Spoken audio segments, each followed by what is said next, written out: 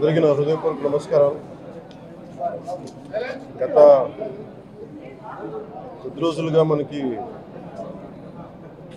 తిరుమలలో జరిగిన అపచారం మనకి బయటకు వచ్చింది. స్వామివారి ప్రసాదం గత శతాబ్దాలుగా, సరిగ్గా చెప్పాలంటే 300 సంవత్సరాల పై చిలుకు నుంచి స్వామివారి ప్రసాదాన్ని తిరుపతి లడ్డు కానీ దీన్ని 3 శతాబ్దాల పైనుంచి దీన్ని తీసుకొస్తూ వచ్చారు. స్వామివారికి నైవేద్యంగా ఇస్తూ వచ్చారు. ఇది మహాప్రసాదంగా భావిస్తాం దేశం అంతా. ఇది ఒక ప్రభుత్వాన్ని నిందించడానికో, దీని మీద రాజకీయ లబ్ధి పొందడానికో దీని వెనుక ఉద్దేశం లేదు. వైసీపీ పాలనలో టీటీడీ బోర్డుని కాన్స్టిట్యూట్ చేసిన విధానం మేము ముందు నుంచి ఆక్షేపం తెలియజేస్తూ ఉన్నాం. ఏ గుడైనా సరే భక్తుల మనోభావాలు దెబ్బతినకుండా, ఆచార వ్యవహారాల్ని నిర్వీర్యం చేయకుండా, అపరాధం వాటిల్లకుండా అవసరం ఉంది. అది వారి బాధ్యత. సో టీటీడీ బోర్డుని కాన్స్టిట్యూట్ చేసిన వైసీపీ ప్రభుత్వం 2019 నుంచి సంస్కరణల పేరుతోటి, అంతకుముందు చాలా తప్పులు జరిగినాయనే వాటితోటి చాలా మార్పులు చేర్పులు పట్టుకొచ్చారు. స్వామివారి పూజా విధానాలు మార్చేశారు. శ్రీవాణి ట్రస్ట్ అని పేరు పెట్టి దాని మీద 10,000 రూపాయలు టికెట్ పెట్టారు ఒక్కొక్క వ్యక్తికి. ఒక్కొక్క కుటుంబం వస్తే 5 మంది, 4 వస్తే తక్కువ కాకుండా వాళ్ళకి 50,000 రూపాయలు వసూలు చేసి టికెట్ మటుకు, బిల్లు మటుకు 500 రూపాయలకి ఇస్తూ ఉండేవాళ్ళు. ఇది నేను చాలాసార్లు, నాతో పాటు చాలామంది భక్తులు ప్రస్తావించారు. చాలామంది రాజకీయ పార్టీల ప్రతినిధులు దీన్ని ప్రస్తావించారు. అన్ని పార్టీలు ప్రస్తావిస్తూనే ఉన్నాయి, వెలితి చూపుతూనే ఉన్నాయి. కానీ ఏ రోజు కూడా దాన్ని పట్టించుకున్న పాపాన్ని పోలేదు. అలాగే వైసీపీ పాలనలో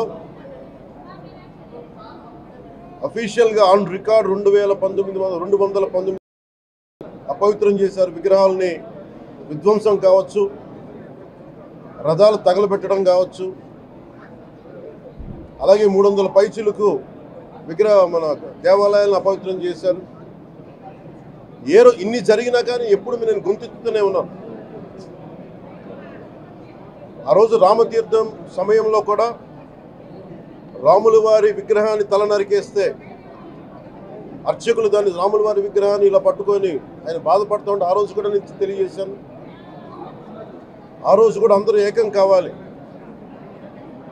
ఎవరి మతమైనా కావచ్చు, ఎవరి ప్రార్థనా మందిరాలు కావచ్చు, దేవాలయం కావచ్చు, మస్జిద్ కావచ్చు, చర్చి కావచ్చు, కానీ వారి మనోభావాలకి దెబ్బతినేలాగా దాడులు జరిగితే బయటికి రావాలి అని అందరూ నేను కోరుకుంటే, ఆ రోజున చిలకలూరుపేట నుంచి ఉండే ముస్లిం సమాజం సోదరులు కూడా బయటకు వచ్చి ఆ రోజున మద్దతు తెలియజేశారు.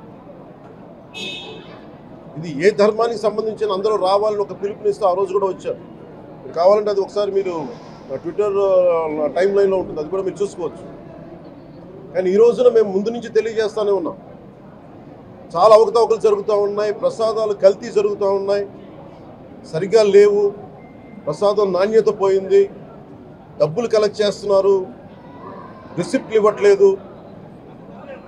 అసలు టీటీడీ మీద కూడా వైట్ పేపర్ రావాల్సిన అవసరం ఉంది. ఇవన్నీ కూడా మేము చాలాసార్లు అనుకుంటా ఉన్నాం. కానీ ఈ స్థాయిలో కల్తీ జరుగుద్దని, కల్తీ ఉంటుంది, ఫుడ్ అడల్ట్రేషన్ ఉంటుంది, చేసే తిండిలో కల్తీ ఉంటుంది, అన్ని దేవాలయాల్లో కూడా ప్రమాణాలు పాటిస్తున్నారా లేదా అన్న చర్చ బయటకు వచ్చింది ఈరోజు. ముఖ్యంగా తిరుపతి లడ్డుకు ప్రసాదాన్ని, శ్రీవారి మహాప్రసాదానికి సంబంధించి ఇది మీకు ప్రత్యేకించి నేను చదివి వినిపిస్తాను మీకు.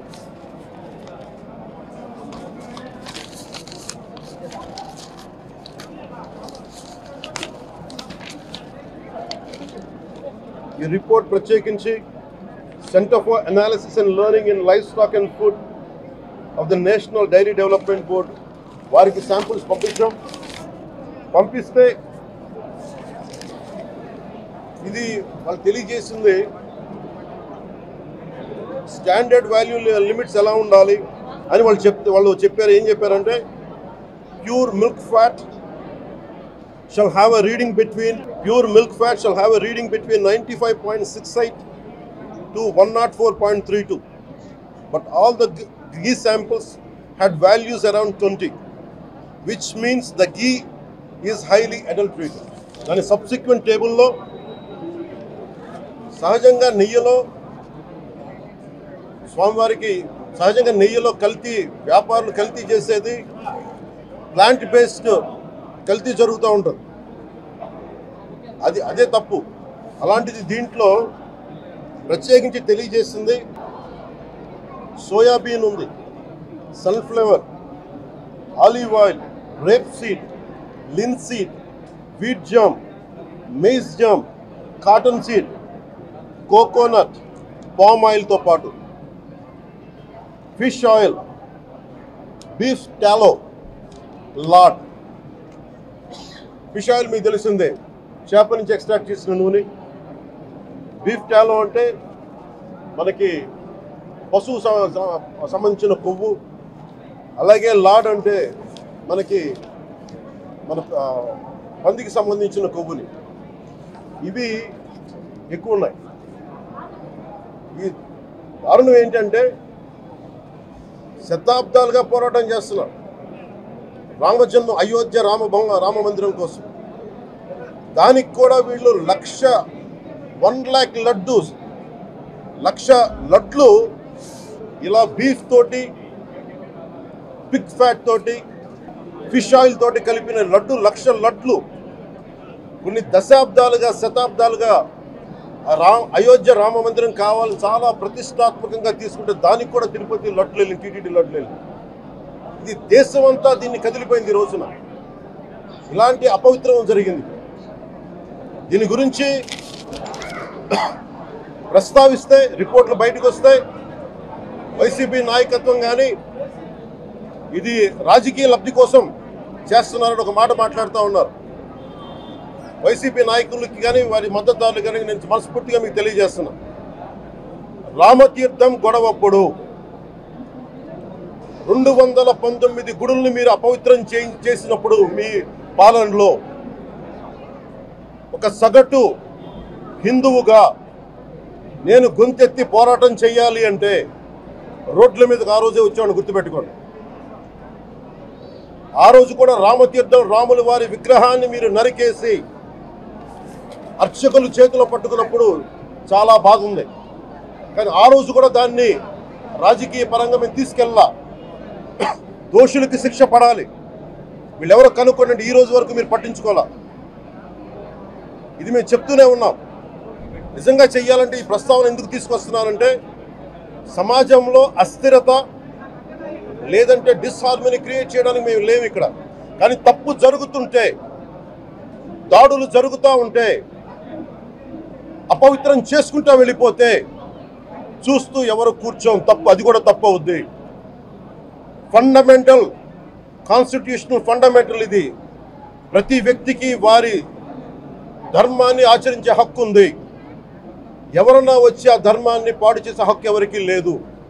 ఇట్స్ ఎ ఫండమెంటల్ రైట్ ఇది.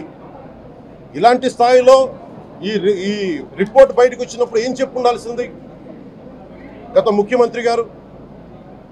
నేను ఏ రోజు కూడా మీరు చూశారు, ఇది ప్రభుత్వం, మన కొత్త ప్రభుత్వంలోకి వచ్చాం. ఇది వెండెట్టా ప్రభుత్వం కాదు, ఇది పగా ప్రతీకారాల ప్రభుత్వం కాదు ఇది. కానీ తప్పు జరుగుతుంటే మటుకు చేతులు కట్టుకొని చూసే ప్రభుత్వం కూడా కాదు. అది మీకు చాలా పగడ్బందీగా తెలియజేస్తున్నాను విషయం.